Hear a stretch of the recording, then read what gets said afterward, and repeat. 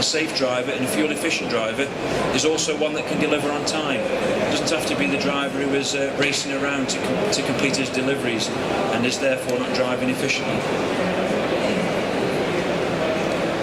Another relatively new addition to the programme in the last 12 months has been a comprehensive external benchmarking tool to allow transport operators to compare their performance externally and anonymously with other similar transport operators who are potentially operating similar vehicles or involved in similar sectors. And just to provide a bit more information on the benchmarking tool that we provide, it's basically an internet-based system that's available for operators to access at their leisure.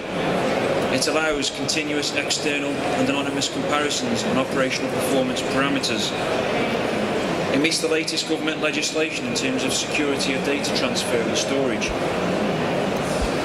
You are able as a transport operator to compare a range currently of 16 key performance indicators, including MPG and safety, but also including areas such as vehicle utilisation, customer satisfaction and maintenance. And the system is structured to provide instant feedback to users.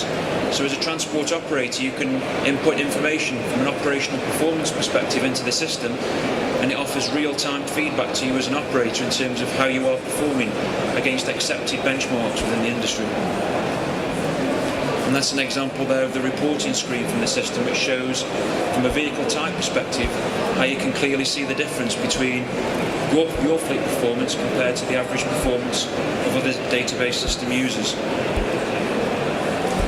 So the programme recognises that the road transport industry is diverse in terms of its type of operators, in terms of the various sectors that are involved. And basically each sector has its own part to play, so that collectively the transport industry can reduce its emissions. And the Freight Best Practice Programme recognises this diversity, and in recent times has undertaken regular key performance indicator surveys focusing on specific sectors, for example the pallet network, the primary distribution sector, the parcel sector, and we publish this information at regular intervals through the programme to help other operators involved in these sectors to understand how that particular sector is performing.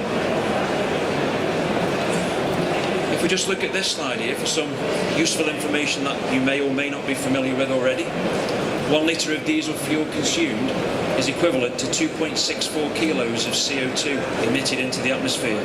Now that's a DEFRA standard figure which is provided by the government. But if we just take that point into consideration and just remember that for the next few slides, you might also find it useful for a future pub quiz maybe. We've got some case study examples here through the programme where we've looked to encapsulate some of the information and some of the best practice examples that we've seen. And this first case study focuses on the Small Fleet Performance Management Tool, which is another tool that we provide through the programme, and looks at one small operator, an operator called A1 Paper, who are based in the West Midlands. And they basically have a fleet of 11 HGV vehicles. And through the use of the Small Fleet Performance Management Tool, where they measure performance simply and basically and set themselves targets for ongoing performance evaluation, they managed to save over £13,000 in fuel costs alone in the first year, which equates to over 38 tonnes of CO2 emissions.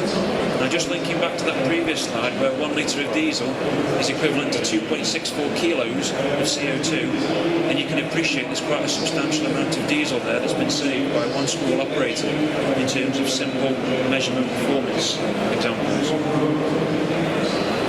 The next case study goes to the other extreme and looks at Tesco in terms of being perhaps one of the largest transport operators. It confirms how the retailer has made considerable savings in recent times in terms of its carbon footprint through its transport programme. Looks at how the twin goals of lowering their carbon emissions and increasing their operational efficiency has enabled them to realise substantial savings, and also provides a multimodal aspect to the case study in terms of the rail options that they use. And for those of you who are not familiar, then Tesco have a regular wine barge which travels from Liverpool into the centre of Manchester through inland waterways. And basically the case study summarises that Tesco in 2007 successfully reduced its carbon footprint by over 10% on the basis of making some quite considerable savings on carbon footprint. Another example case study that we've published is where Marshalls, which is a nationwide builders merchant, have introduced new vehicles and new IT systems to their operation, modernising their vehicles, introducing new equipment, also implementing a fuel management system into their operation, significantly improving their operational efficiency on the back of this, saving 338,000 road miles per annum compared to their previous performance. On the back of this, implementing a successful routing and scheduling system for their vehicles, saving over 190,000 litres of fuel, which equates to over 515 tonnes of CO2. Again, another example of significant CO2 savings. We also have case studies which look at some of the more basic interventions that transport operators can focus on. Engine idling. This is where vehicles can stand stationary, basically not operating. For example, if the vehicles are being loaded or unloaded at collection or delivery points. And this particular case study helps to demonstrate that engine idling, as it says there, costs you money and gets you nowhere. It looks at a selection of larger operators, Lloyd Fraser Group, Allied Bakeries, Ralph Coleman International and Leggett's Transport, and basically confirms that successful anti-idling campaigns, if implemented in transport operators, can make substantial savings to CO2 emissions. Collectively, 170 tonnes of CO2 saved on the back of successful anti-idling campaigns, which equates to an improvement in vehicle MPG performance. Obviously, if the vehicle is switched off when it's not being used, then there's an enhanced performance level in terms of MPG. Another quite basic intervention, which we've helped to establish into a case study, is looking at regular wheel alignment for vehicles and how this can help to keep profit on track. We've looked at two example hauliers here, Kids Transport and CRL Distribution, which is the Cooperative Retail Logistics Division at one particular depot in Wakefield. Kids Transport basically summarised fuel savings of between 3 and 18% on their articulated vehicles due to implementing regular wheel alignment as a policy. They also established savings of between 3 and 11% on their rigid vehicles through implementing the same policy. In Cooperative Retail Logistics, they basically uncovered an increase of 100% in their steer tyre life. So their particular tyre, which was used for their steer axle on their vehicles, was enhanced by 100% due to wheel alignment, basically helping that tyre to travel longer distances and to last longer. We've also recently looked at owner drivers and small fleet operators, again looking at simple, cost-effective ways to improve efficiency. This particular case study looks at 3 small fleet operators in particular. NRD Transport, which is a typical owner-driver, one man in a vehicle. Basically, he illustrated a 15% improvement in his MPG just by introducing some very simple interventions, which equates to a £3,000 saving for him in his first year of implementing these savings, which from an owner-driver's perspective, is not to be sniffed at. Another smaller operator, Logic UK, a 10% improvement in MPG, which was equivalent to a £12,000 saving in fuel.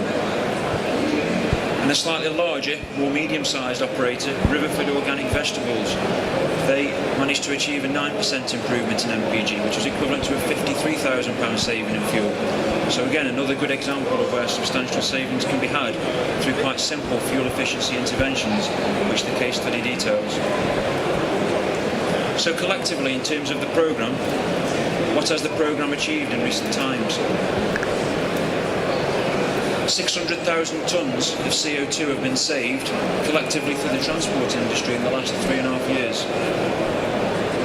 Industry has saved £170 million on the back of fuel savings. The average fleet that utilises freight best practice information can look to save £20,000 per year, which if we equate that to a per vehicle perspective, is approximately £2,000 per vehicle per year on average. And all of this information is regularly updated through independent impact assessments, which are conducted by the Department for Transport on behalf of the Freight Best Practice Programme. And that basically concludes the presentation.